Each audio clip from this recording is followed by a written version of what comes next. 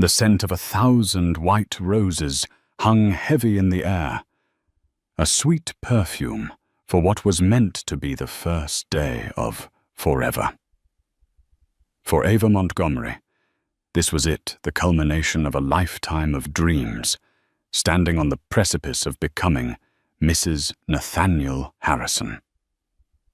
The 7-carat diamond on her finger was cold against her skin, a stark contrast to the warmth flooding her heart. The guests were seated. The string quartet was poised, and the man she loved more than life itself was waiting. All she had to do was walk down the aisle. But a closed door, a muffled voice, and a single whispered name were about to turn her fairy tale into a battlefield. The bridal suite at the Serenity Vineyards was a study in controlled opulent chaos. Sunlight, thick and golden, as the local Chardonnay streamed through the floor-to-ceiling French doors, illuminating dust motes dancing in the air like tiny celebratory sprites. Ava Montgomery stood before a gilded full-length mirror, a vision in ivory silk and hand-crafted lace. The dress, a bespoke creation she'd flown to Paris for, clung to her frame as if spun from moonlight and promises. Its train cascaded behind her, a magnificent waterfall of fabric that pooled on the antique Persian rug. Every detail was perfect, meticulously curated over 18 months of obsessive planning. The calla lilies in the crystal vases were the exact shade of cream she'd specified.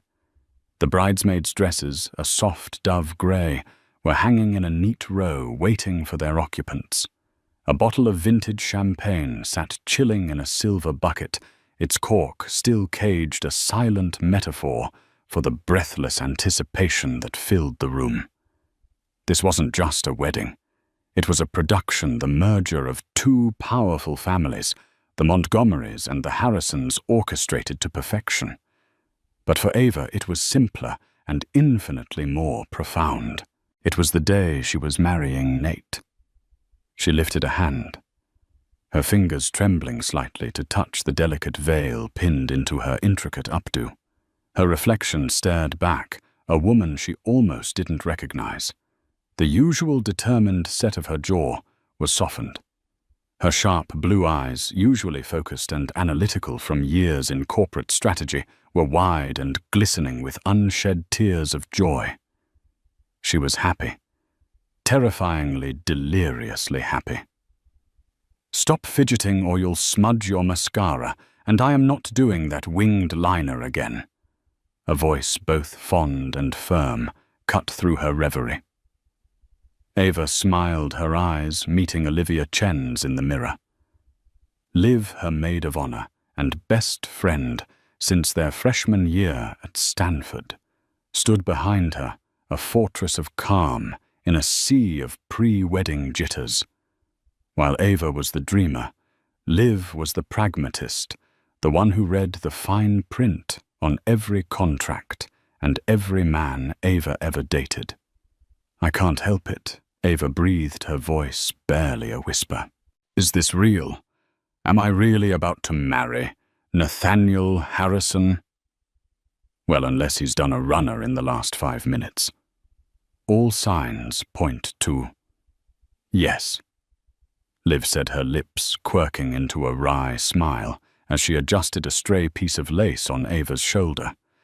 "Though I still maintain that calling him Nathaniel sounds like you're about to scold him, not marry him."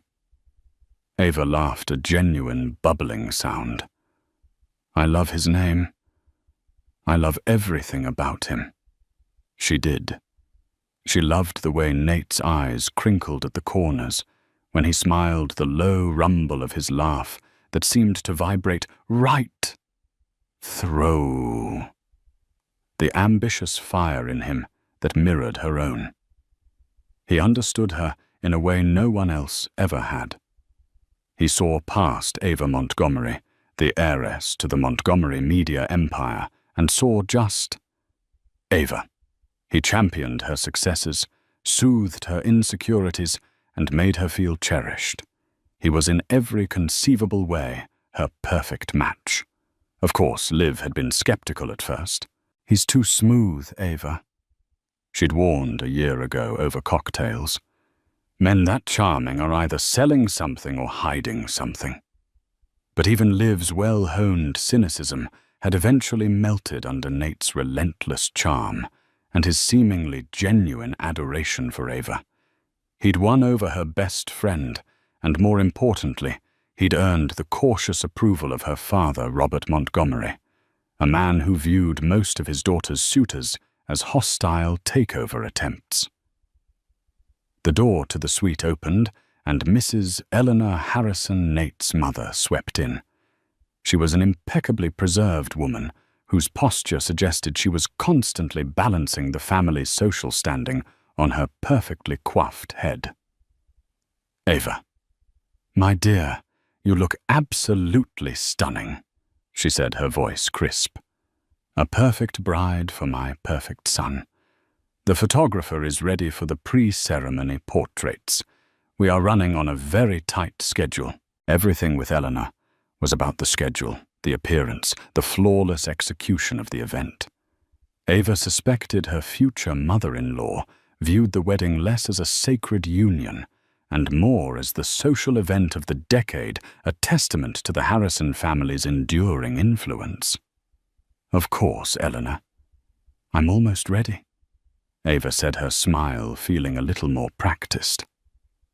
"Good. Nathaniel is in the study just down the hall, making a few last-minute calls. Something about the Singapore deal. That boy always working," Eleanor said with a proud sigh before turning her attention to one of the bridesmaids, who had a minuscule wrinkle in her dress. Ava's heart swelled. Even now, minutes before their wedding, Nate was closing deals securing their future.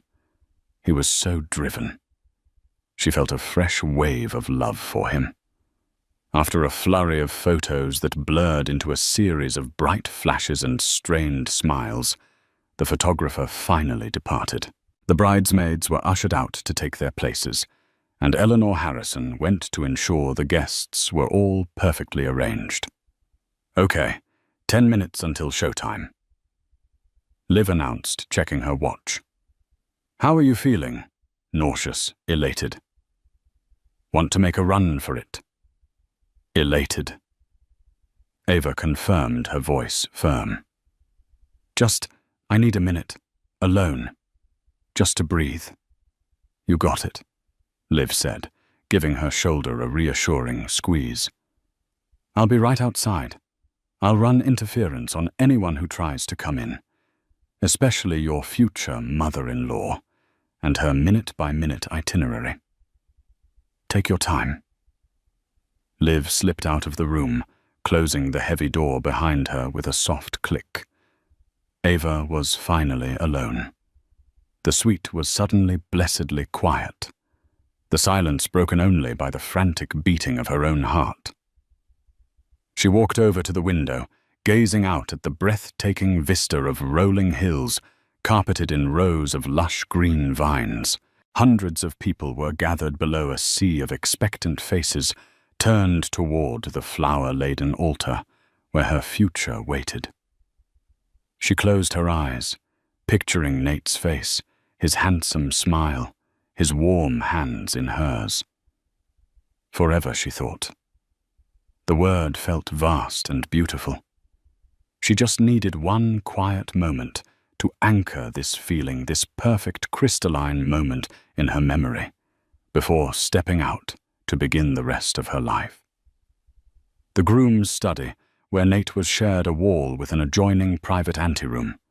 Seeking total silence, she slipped into the small, book-lined space, a quiet sanctuary, away from the main suite, just to gather her thoughts in complete solitude. The anteroom was a pocket of tranquility, a stark contrast to the buzzing energy of the bridal suite. The air smelled of old leather and lemon polish. A single high-backed armchair, sat beside a small table, a space clearly designed for quiet contemplation. Ava sank into the plush velvet, the voluminous skirt of her wedding dress sighing around her. For the first time all day, she felt she could truly breathe. She closed her eyes, counting her heartbeats, trying to slow the wild, joyful gallop in her chest. 1, 2, 3, 4. The silence she had craved was suddenly broken. It wasn't loud, just a low murmur from the other side of the wall that connected to the groom's private study. Nate's voice. A soft, involuntary smile touched Ava's lips. He was still in there. She imagined him pacing the floor, handsome and impossibly dashing in his custom tuxedo, perhaps practicing his vows one last time. The thought was so endearing it made her heart ache with affection. She leaned her head back against the chair, content to just listen to the cadence of his voice, the familiar timbre that was her favorite sound in the world. But the tone was off. It wasn't the slightly nervous, excited energy she would have expected. It was low, intimate, and oddly soothing, the way one speaks when trying to calm a turbulent situation. There was an edge of something she couldn't quite place. Clandestine. Curiosity faint at first, then sharp and insistent, pricked at her. This was silly. It was probably just a last-minute call with his best man, David Carter, going over some final detail. Still, she found herself rising from the chair, her silk slippers making no sound on the thick rug.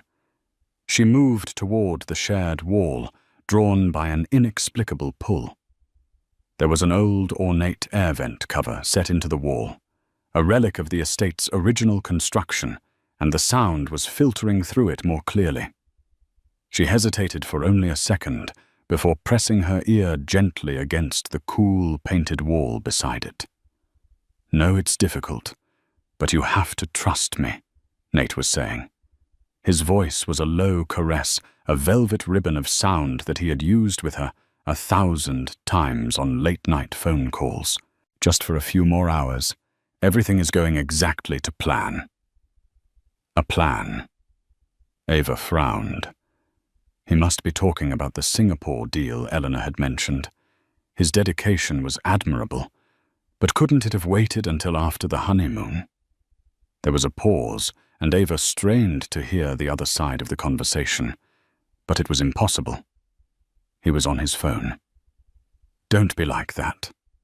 Nate's voice continued, and now there was a distinct note of placating tenderness that made a cold knot form in Ava's stomach. It was a tone she knew intimately, the one he used after they'd had a small disagreement, the one that melted her every time. "You know it's not like that. You can't possibly think this ceremony means anything more than a business transaction." A business transaction. The words hit her like stones. Her breath caught in her throat.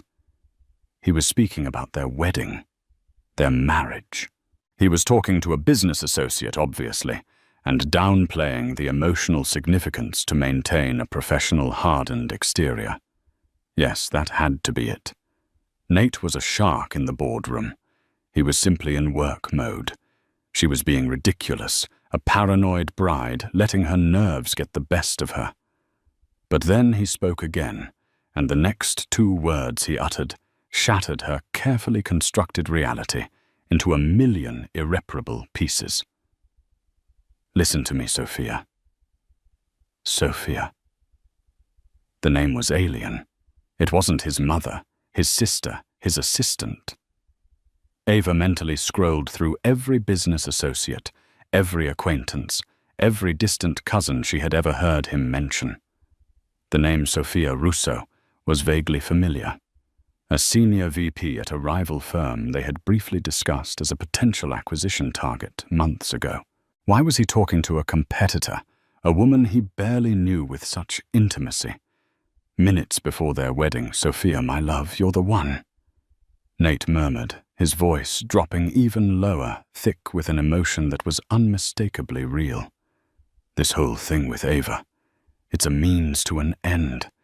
It's the key that unlocks everything for us. You know that. We've been over this. Ava felt the blood drain from her face. The room, once a peaceful sanctuary, began to tilt violently, the bookshelves seeming to warp and bend.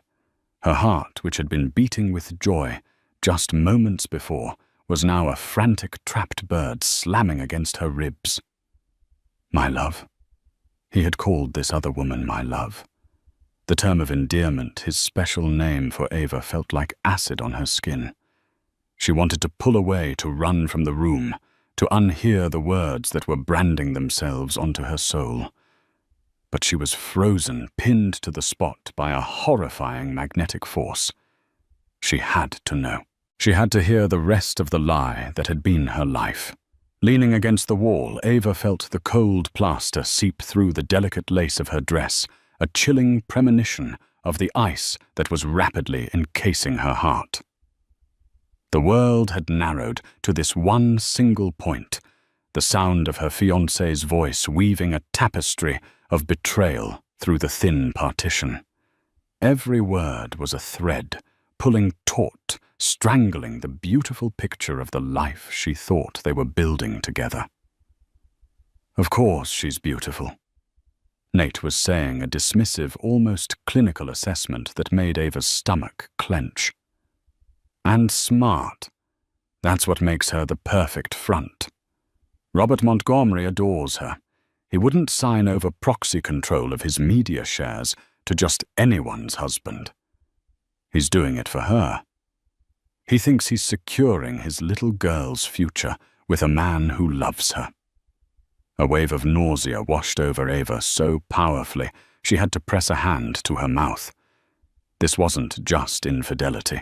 This was a calculated long con, a corporate raid disguised as a romance. Her father. He was using her love for him to get to her father, to gain control of the company her grandfather had built from the ground up. The prenuptial agreement, which she had thought was a standard formality, now loomed in her mind as a sinister document.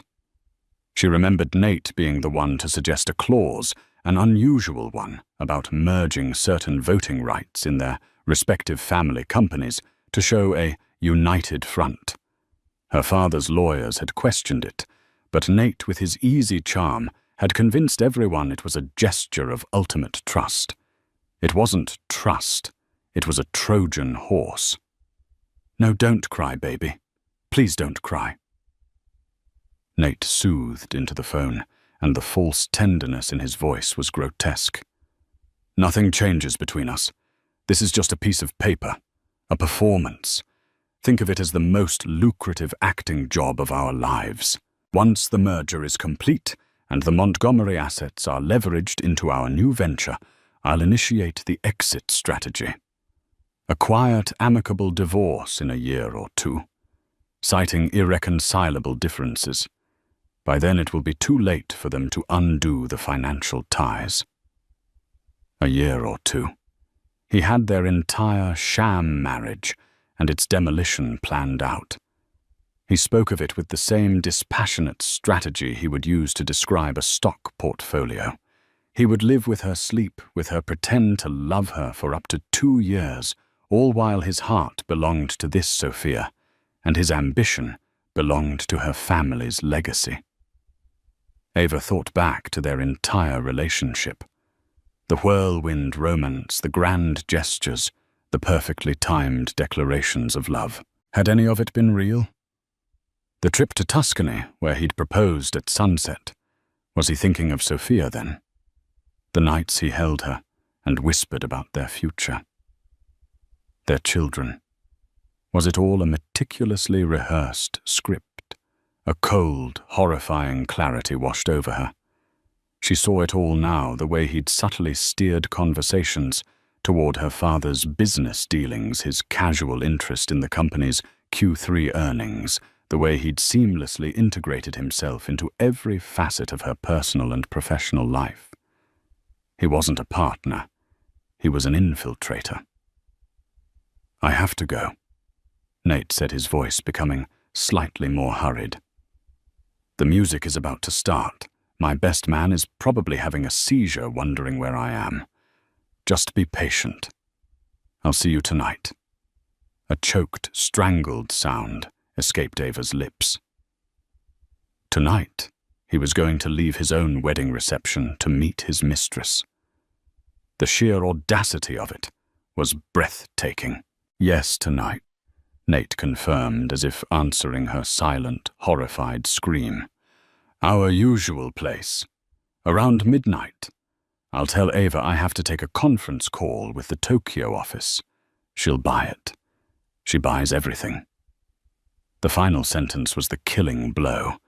It was laced with a casual contempt, a smug superiority that revealed the true depth of his deception. He didn't just betray her. He didn't respect her.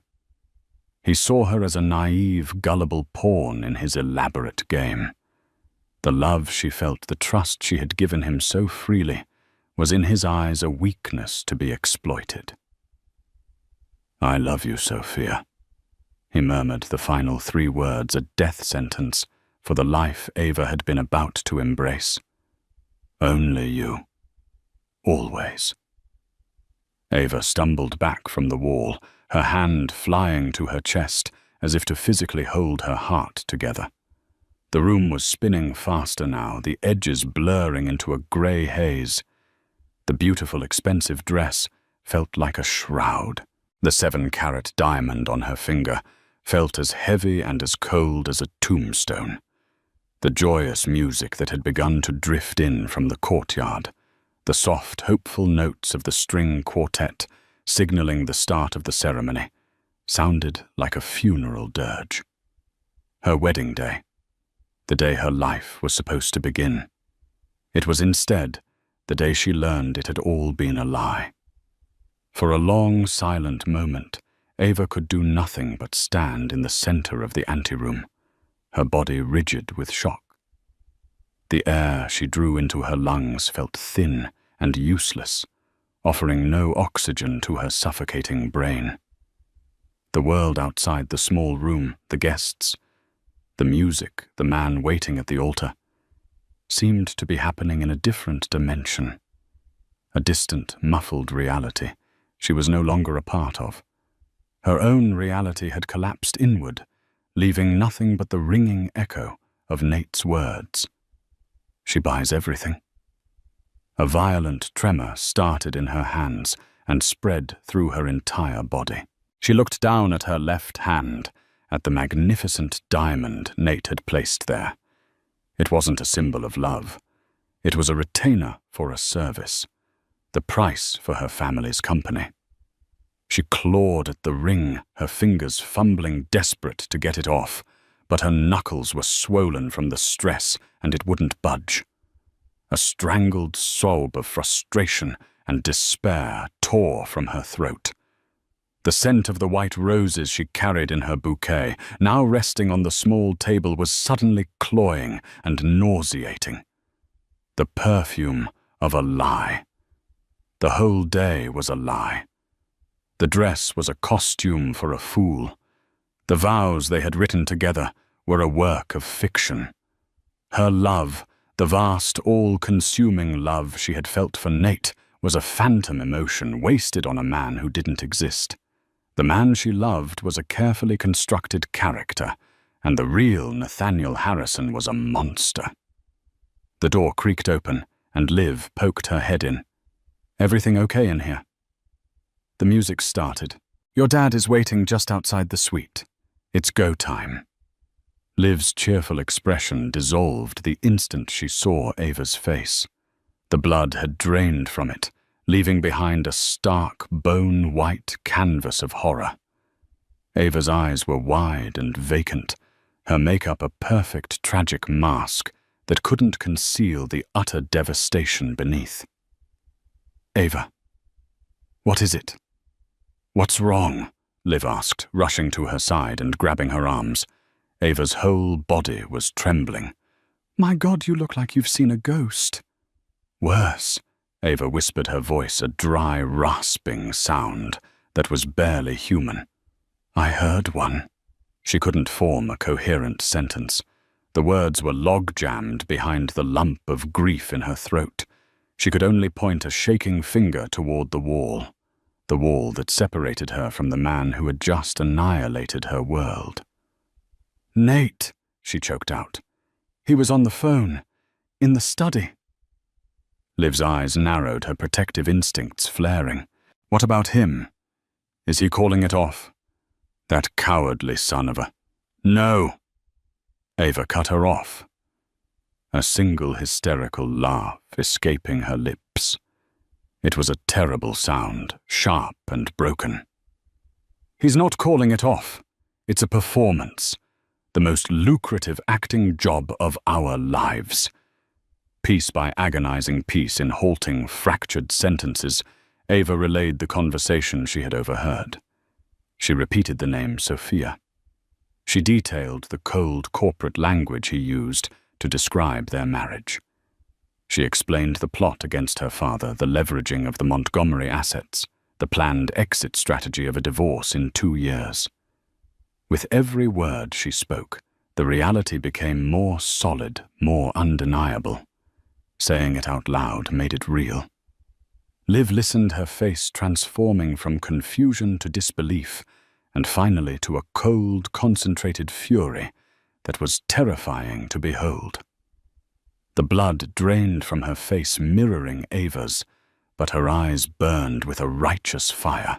All her initial doubts, all the subtle red flags she had brushed aside for Ava's sake, came roaring back. I knew it.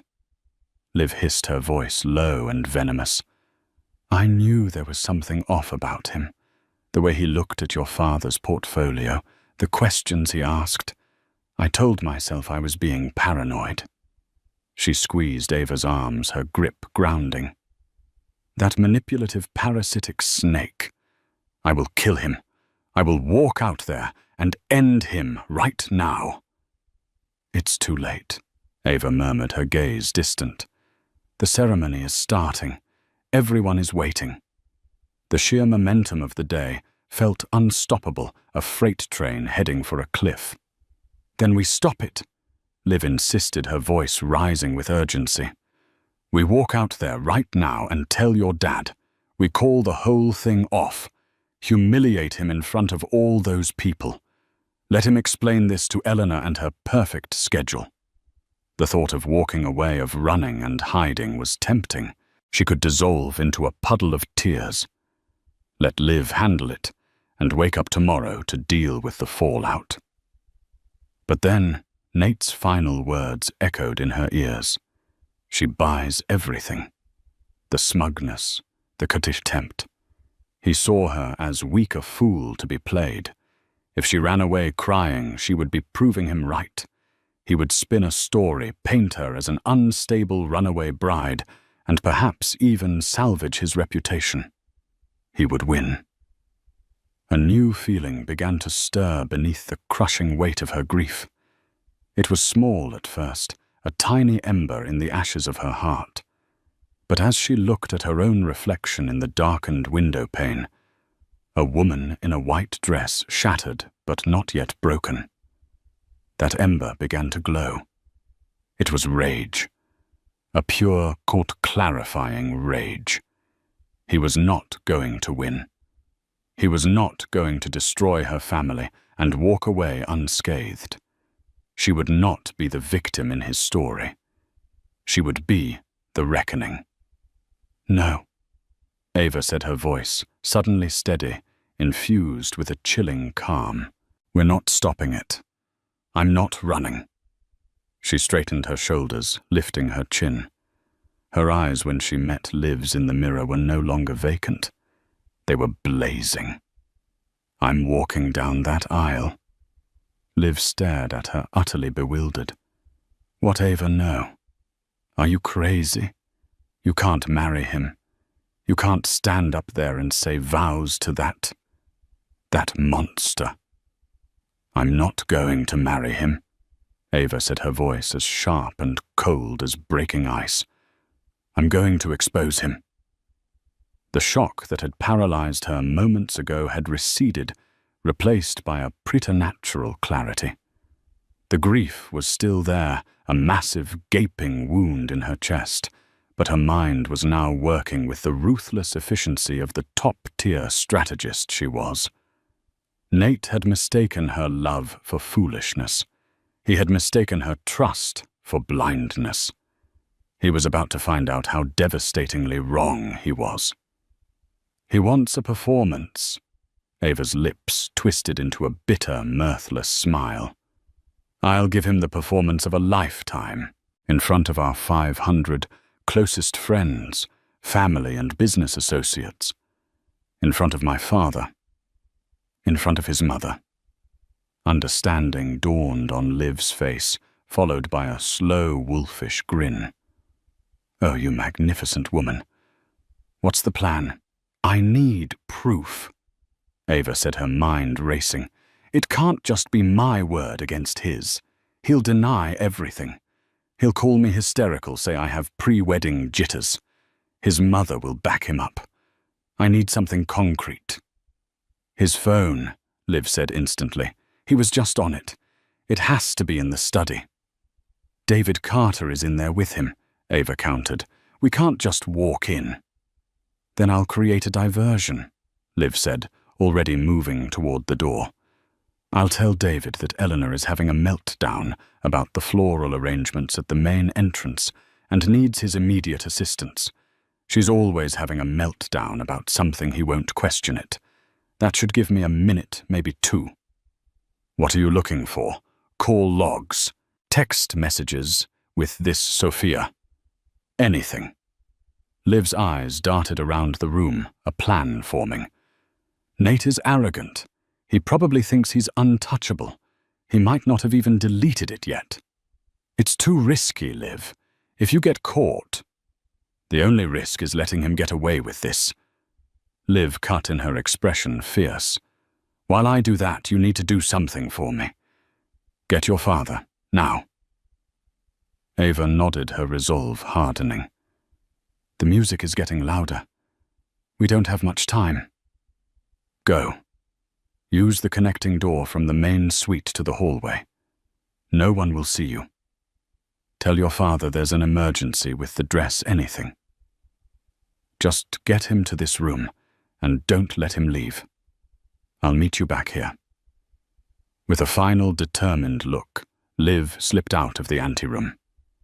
Ava took one last deep breath, composing her face into a mask of placid concern. She walked back into the bridal suite, which was now empty, and opened the main door to the grand hallway. Her father, Robert Montgomery, stood there looking regal and proud in his tuxedo, his silver hair perfectly coiffed. His warm smile was the kindest thing she had ever seen, and the sight of it so full of love and pride for her almost broke her. There you are, my darling, he said, holding out his arm. Ready to take the longest, most important walk of your life. Almost, Dad, Ava said, forcing her voice to remain even. There's a small tear in the lace on the back of my dress. Liv is trying to find a pin.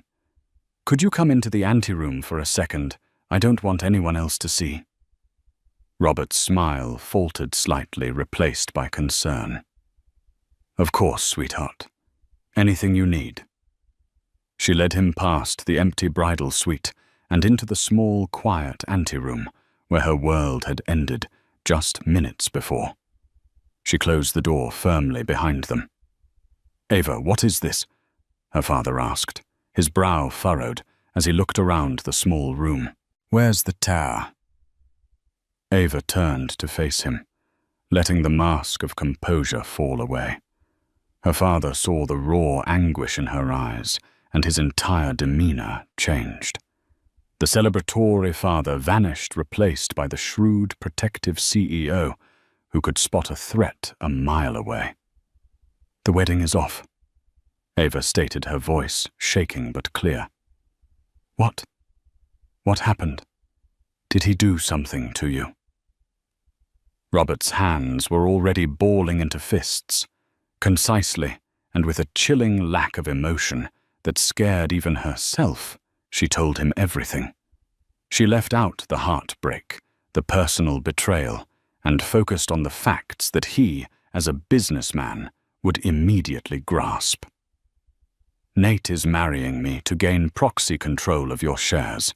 It's a corporate takeover plot, orchestrated with a woman named Sophia Russo.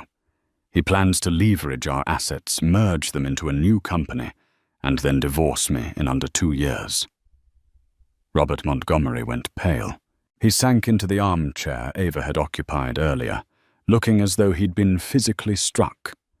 For a moment he was silent, processing the sheer scale of the deception. It wasn't just his daughter's heart. It was his life's work, his family's legacy that had been targeted. His expression shifted from shock to a glacial, terrifying rage that made the air in the room grow cold. That young man, he began, his voice a low growl, is about to learn what it truly means to cross a Montgomery. Just then the door opened silently, and Liv slipped back into the room, her face pale, but her eyes triumphant. She was holding her small, jeweled clutch. "Did you get it?" Ava breathed. "Better." Liv whispered, her voice trembling with adrenaline. "His laptop. It was open on his desk.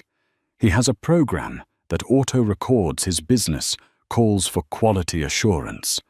He must have forgotten to turn it off." She opened her clutch and pulled out a tiny USB drive. "I have the entire 10-minute conversation, every single word." Ava looked from the USB drive in Liv's hand to the burning fury in her father's eyes. The final piece of her plan had just clicked into place. The string quartet outside swelled, playing the opening bars of the bridal march. It was time.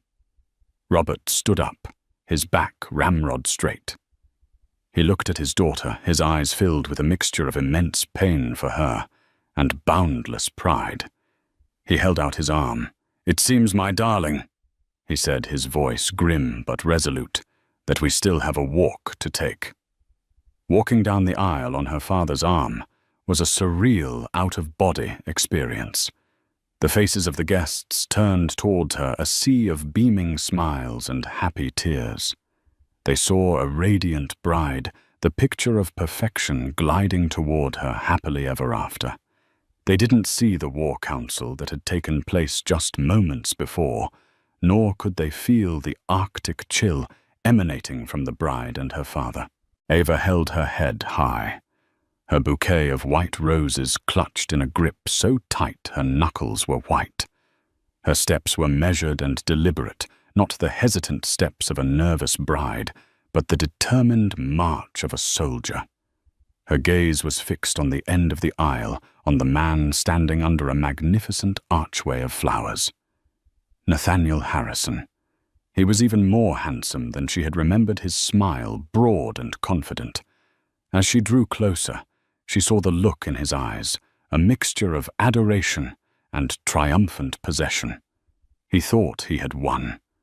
He was looking at his grand prize, his beautiful, unsuspecting key to a dynasty. The sight of it fueled the fire of her rage, burning away the last vestiges of her tears. Her father's hand was a rock on her arm. He leaned in his whisper for her ears alone. "I am so proud of you, Ava. Let him have it." When they reached the altar, Robert didn't just give her hand to Nate. He placed it there with a pointed formality, his eyes locking with Nate's, for a fraction of a second too long, a silent promise of retribution. Nate, oblivious, beamed at her. "You look breathtaking," he whispered, his voice full of the false warmth that had once been her entire world. "I'm the luckiest man alive." "You have no idea," Ava replied, her voice soft, her smile a chillingly perfect imitation of a happy bride's. His smile faltered for a second, confused by her tone, but the officiant began to speak, and the moment passed. The ceremony began. The words washed over Ava, meaningless platitudes about love, trust, and forever. She stood perfectly still, a marble statue of a bride, her eyes never leaving Nate's face. He seemed to sense a shift in the atmosphere, his confident smile tightening at the edges as he met her unblinking, icy stare. He fidgeted with his cuffs, a flicker of uncertainty in his eyes. They moved through the opening remarks and the readings. Then came the moment. The officiant smiled benevolently. Before these two are joined in matrimony, if there is anyone present who has just cause to believe they should not be wed, let them speak now or forever hold their peace. A traditional theatrical pause. The guests shuffled, a few coughed politely. In the silence, Ava, who was supposed to be the picture of silent acquiescence, took a small, deliberate step forward and raised her hand. A collective gasp rippled through the crowd. It started as a murmur and grew into a wave of shocked whispers. Nate's face froze, the blood draining from it, his mask of the charming groom cracking into a million pieces. His mother, Eleanor, in the front row, looked as if she had been slapped. "Ava, what are you doing?" Nate hissed his voice, a panicked whisper, grabbing for her hand. She pulled it away, as if his touch were poison. She turned to the stunned officiant. "I believe I have just cause," she said, her voice ringing out, clear and steady, amplified by the small microphone clipped to his lapel.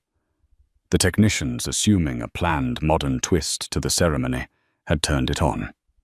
Every person in the vineyard could hear her perfectly. She turned her body slightly, addressing not just Nate, but the entire assembly.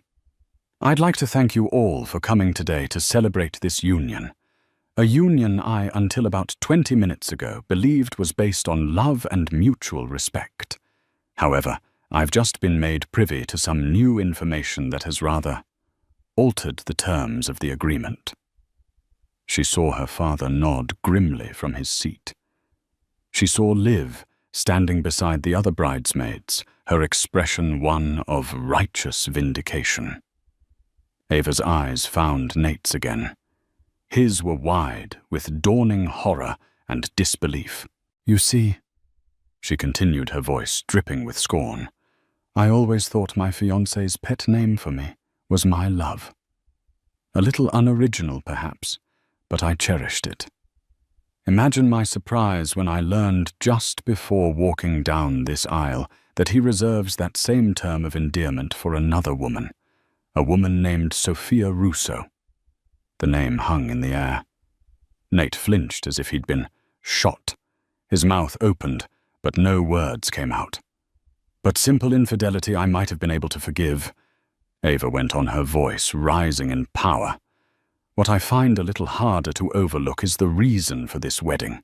Nate called it a business transaction, a means to an end, the most lucrative acting job of our lives. His words, not mine."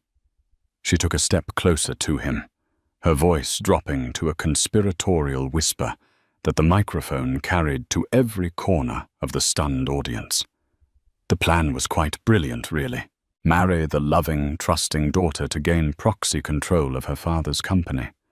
Leverage the Montgomery media assets, secure your future, and then file for a quiet divorce in a year or two. And all the while you'd be seeing Sophia. You even had a date planned for tonight, your usual place, midnight. After you'd lied to your new wife about a conference call with Tokyo. Nate finally found his voice. "She's hysterical," he stammered, looking wildly at the crowd, then at his mother. She's got pre-wedding jitters. She's not well." Eleanor Harrison started to rise from her seat, her face a mask of fury and humiliation, ready to defend her son and salvage the situation. But before she could speak, Liv stepped forward from the bridal party line. She held up her phone, which was connected to a small portable speaker on the officiant's lectern. "Is this your voice, Nate?" Liv asked, her tone deadly. She pressed play, and into the stunned silence of the Napa Valley afternoon, Nate's own voice filled the air, smooth and conspiratorial. "This whole thing with Ava, it's a means to an end. It's the key that unlocks everything for us. I love you, Sophia. Only you. Always." The recording ended. The silence that followed was absolute and damning.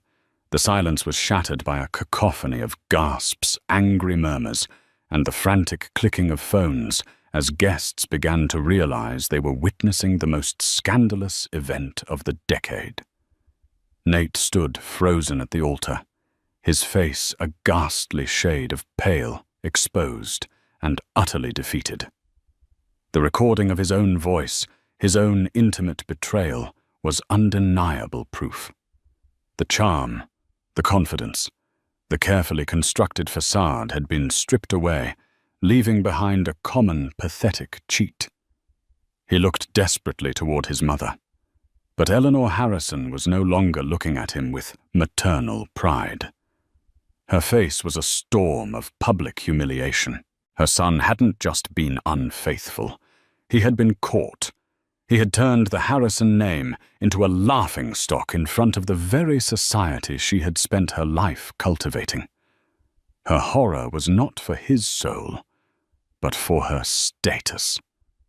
Robert Montgomery rose from his seat in the front row, his presence commanding immediate attention. He didn't look at Nate. He addressed the assembled guests, his voice resonating with the authority of a man who had built an empire. "As of this moment," he announced, his words sharp and final, "Montgomery Media and all of its affiliates are severing any and all ties, both present and future, with Harrison Industries. Any joint ventures are hereby terminated. Our legal team will be in contact." Each sentence was a hammer blow, publicly and professionally dismantling the Harrison family's ambitions. It was a corporate execution performed in broad daylight. Nate finally looked at Ava, a desperate, pleading expression on his face. "Ava, please, we can talk about this. Don't do this." Ava looked at the man she had almost married, and for the first time she felt nothing. No love, no hate, not even pity. There was just a vast, empty space where her feelings for him used to be. He was a stranger, a failed business proposition. She slowly began to pull off her white silk gloves. Then, with a strength she didn't know she possessed, she twisted the 7-carat diamond ring on her finger. It finally came loose. She held it up, letting it catch the afternoon light, a glittering symbol of a toxic lie. She looked him directly in the eye. "My father's company. My family's legacy, my trust. You thought this was the price for all of it?" She said, her voice quiet, but carrying the weight of her conviction. She opened her palm and let the ring drop. It hit the stone steps of the altar with a small, definitive clink, a sound of finality that echoed through the vineyard. "You're not wealthy enough to afford my heart." Without another word, without a single backward glance, Ava turned. She gathered the skirt of her magnificent dress, the one she had chosen for a life that no longer existed, and she began to walk.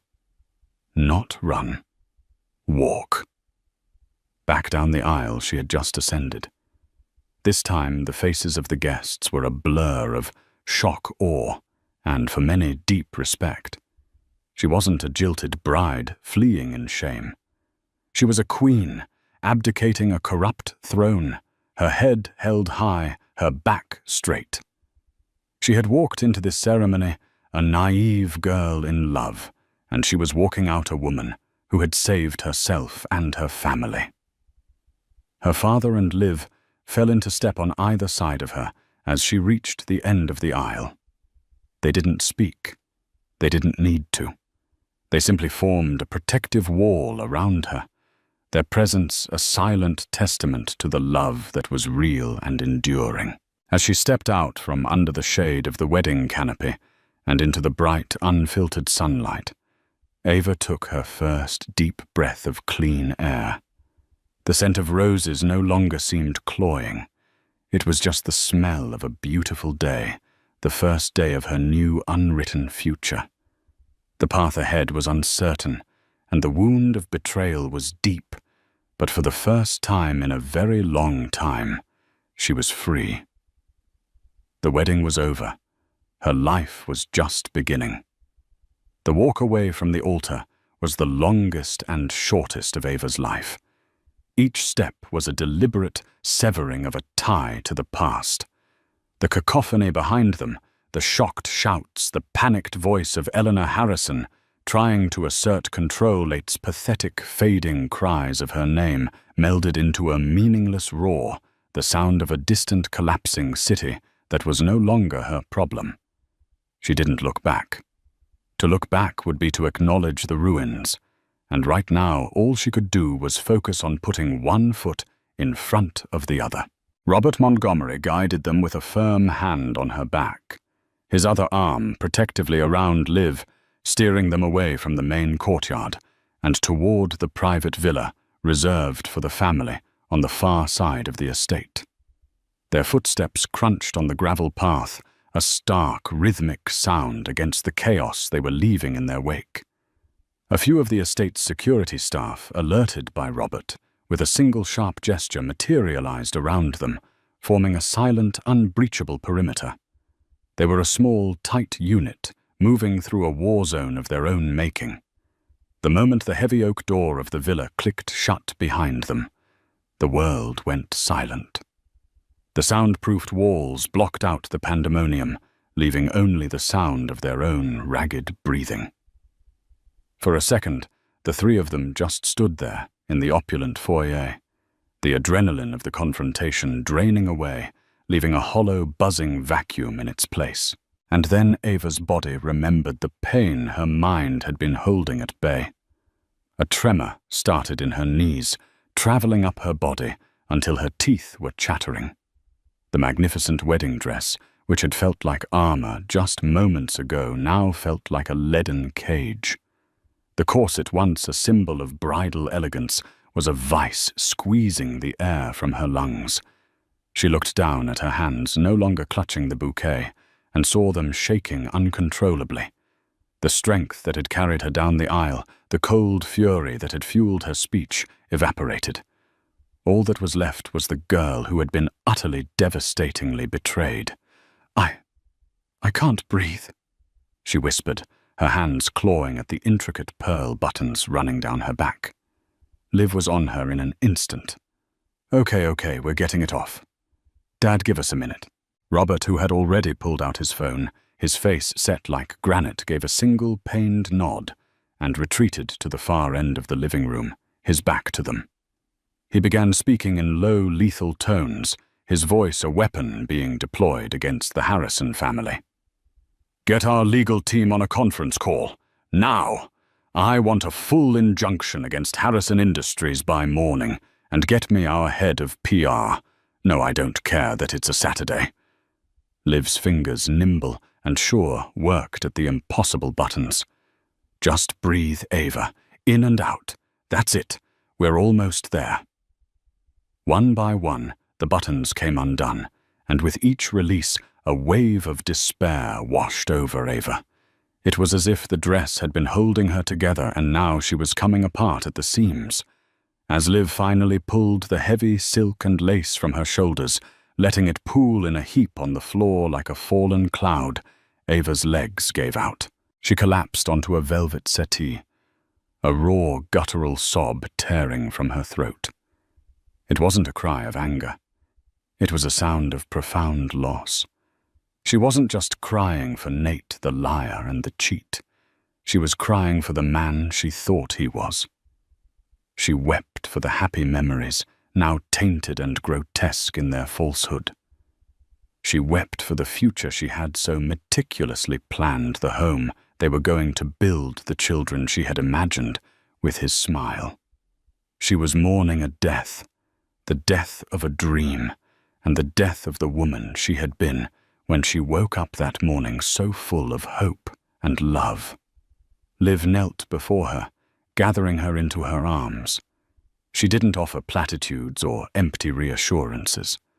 She just held her, letting Ava soak the shoulder of her dove-grey bridesmaid dress, with tears providing a steady, silent anchor in the storm of her grief. After what felt like an eternity, the sobs subsided into shuddering breaths. Ava pulled back, her face blotchy, her eyes raw. "He never loved me," she whispered, the simple, devastating truth of it hanging in the air. "None of it was real." "The love you felt was real, Ava," Liv said fiercely, her hands framing Ava's face. "Your heart, your trust, your hope that was all genuine. He was the fake. He was the empty one. Don't you ever let him poison what is good and true inside of you." From across the room, Robert ended his call. He walked over, his expression softened with a father's pain. He knelt beside Liv, taking Ava's trembling hand in his own. "Security is escorting the Harrisons off the property. The guests are being informed of a sudden family emergency. Our team is handling the media. You don't have to worry about any of it." He squeezed her hand. "You were magnificent, Ava. You were a warrior." "I don't feel like a warrior," she whispered, looking at the heap of ivory silk on the floor. "I just feel broken." "You have been broken open," her father corrected gently. "And you will heal, and you will be stronger than you ever were before." He looked from his daughter to her best friend, his eyes full of gratitude. "Both of you will." A fragile sense of peace began to settle in the room. The worst was over. The lie was exposed. The performance was done. Ava looked at the two faces before her, her fiercely loyal friend and her unshakable father. This was real. This love, this support, was the fortune Nate had never been clever enough to see. She had lost a fiancé, a future, a fantasy. But she hadn't lost everything. She hadn't even lost the most important things. They were right here, kneeling with her in the ruins. What Ava did that day wasn't just about revenge. It was a profound act of reclaiming her own story. In the face of devastating betrayal, she refused to be the victim. She chose strength over sorrow, truth over tradition, and her own self-worth over a hollow fairy tale. Her walk back down that aisle wasn't an escape. It was a coronation. She crowned herself the ruler of her own destiny. We all face moments where our world is shaken, where the people we trust reveal themselves to be someone else entirely. The question is, what do we do next? Do we crumble, or do we rise from the ashes, stronger and wiser? What would you have done in Ava's shoes? Share your thoughts in the comments below.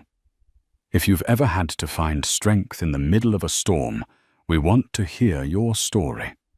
Your journey could be the inspiration someone else needs to hear today. Thank you for listening, and if this story moved you, please give it a like. Share it with someone who needs a story of resilience, and subscribe for more real-life drama.